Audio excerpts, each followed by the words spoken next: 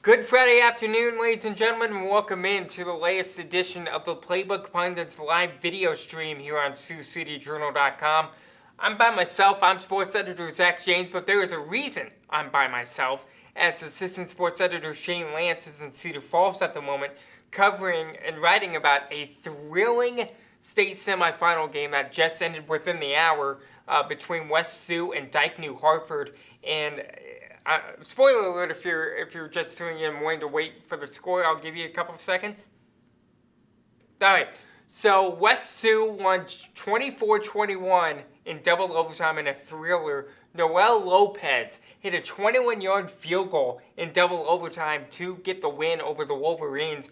And the box score, which just came out by the Iowa High School Athletic Association in the last 10 minutes, it looks like West Sioux dominated throughout the game, but that really wasn't the case. Yes, they had more than 500 yards of offense this afternoon against the Wolverines, but it was Dyke New Hartford taking control of the game for pretty much the entirety of the first half and most of the second half.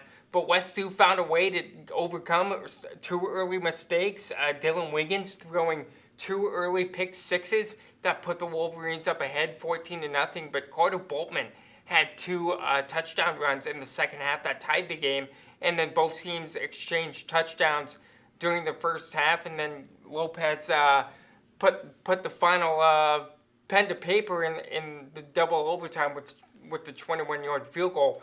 So good job out of the Falcons. They'll be in the championship game next Thursday in Class 1A against Van Meter.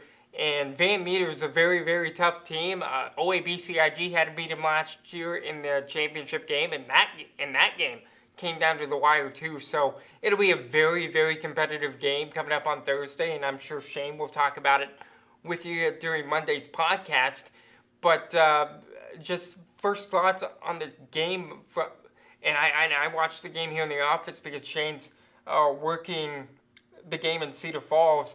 What a thrilling finish, man. I mean, most of the games so far, and we'll talk about the other two games that the local teams have played, but the games have kind of been duds, if we want to be honest with you. I mean, Remsen played a close game, but Woodbury Central lost 28-0. The Remsen game was close, but this is what you want in a state semifinal. This is what you're looking for if you're one of the student athletes playing. You want to play a close, nail-biting game that comes down to the end. You want to know that the opponent that you're going up against is equal to you.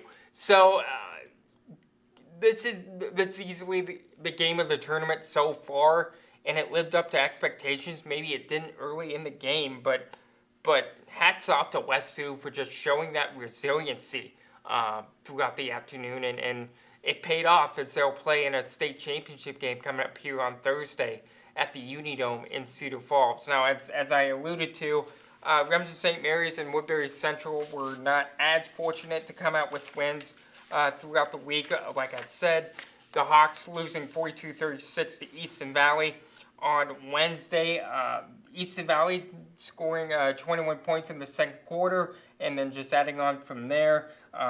Andon Farrell tacking on the go-ahead touchdown for the Riverhawks late in the fourth quarter, but a heck of a season by the Hawks, and they have nothing to hang their hats about. A heck of a season by the Hawks. They've had to go through a ton of injuries and a ton of adversity that most high school kids don't have to go through. They saw one of their friends be in an emergency situation, and thankfully Wesley Gallus is improving day by day, and thoughts and prayers with his family. But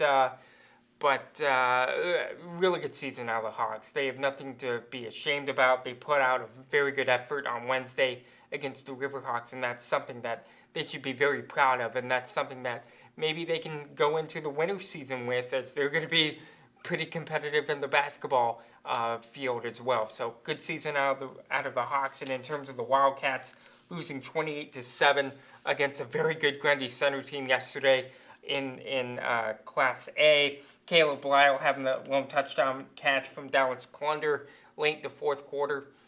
And I think that Wildcats said it best yesterday. They were just proud of what they did.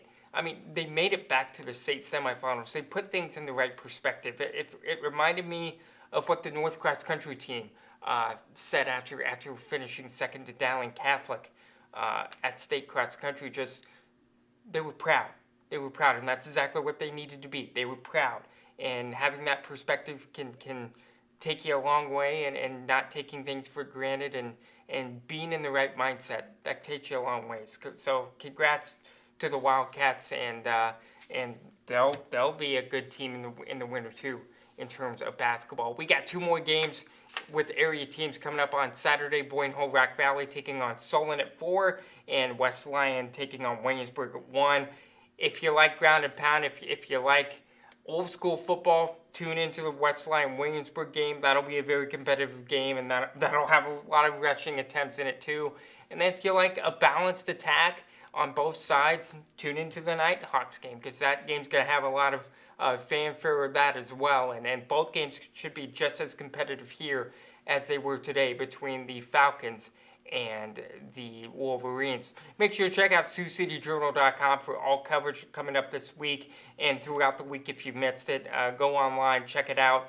We've got a lot for you, and we'll certainly have a lot more coming up for you here in the next week and a half as we wind up the fall season, and then we get right into basketball and wrestling and swimming and all that good stuff coming up here for the winter season. So stay with us. I don't know if we'll keep doing this live stream every Friday, but we'll keep the digital heartbeat going with podcasts and things like that throughout the winter season as well. For Journal Assistant Visuals Editor Jesse Brothers, I'm Sports Editor Zach James. Thank you so much for watching. Make sure to tune in Monday for the podcast, and have a good weekend. We'll talk to you next time.